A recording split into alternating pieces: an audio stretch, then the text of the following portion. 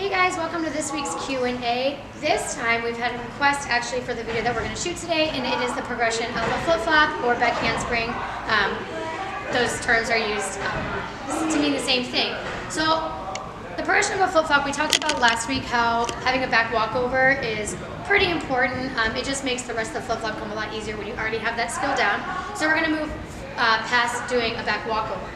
The first thing we're actually going to do this week is break the flip-flop down. So I'm going to show you each part that I try and teach and then put them all together as a whole. So the first part of the flip-flop, we have my daughter Emma here who is going to be joining me today. First part I teach in a flip-flop is which way that they need to go in their flip-flop. So a lot of kids are just going to think jump and go, but they really need to understand that a flip-flop goes back and not up. So we teach, I pull them a little bit away from the wall and I teach them just to lean back before their flip-flop and throw their arms. So lean and throw. Okay, do that like 2 more times for me, Emma. Sit back, knees go back and throw. What you'll see a lot when you do this again, Emma, can you sit and make your knees go forward? So if her knees go, don't actually jump, just push your knees forward.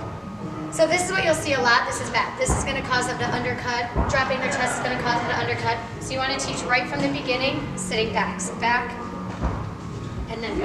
Okay? Another way I do this is I'll just spot it. So I'll have my athlete pretend they're sitting in a chair, the chair's falling, and lean into it. Sit in a chair, the chair's falling, and lean into it. Okay? Over and over and over until they understand that concept. Good job. Okay. Once we've learned that, we go to the actual jump. Now that they can sit back and jump, I do this drill. So she already knows that she has to step away from the mat just a little bit to give her body room to sit back.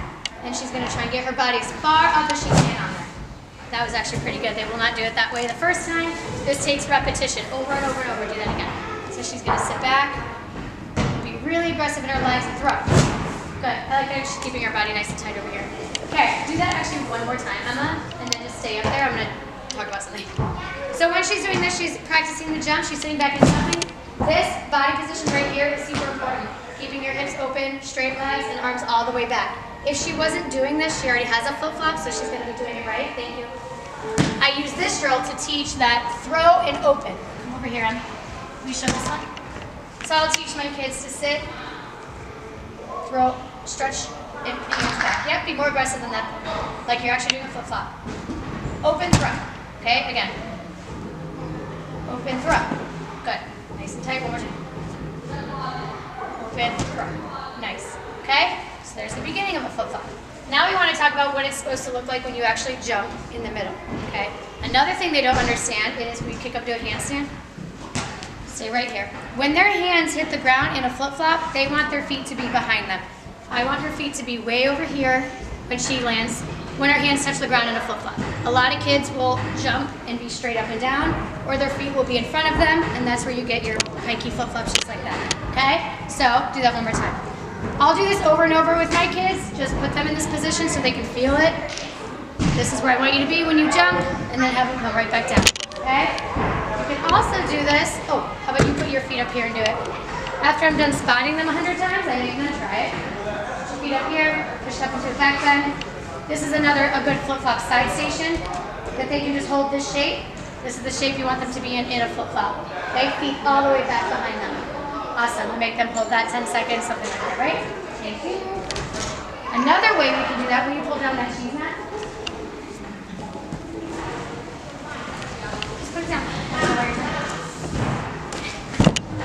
All right.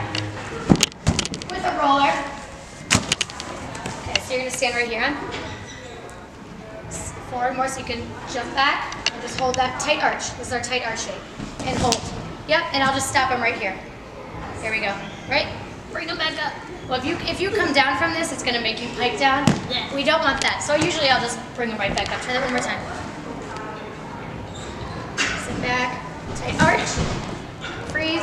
Nice tight. And then I just whoop. Good job. Okay? All right. Also in the middle of a flip-flop, we teach, let's move this out of the way. Blocking. What does blocking mean? Blocking.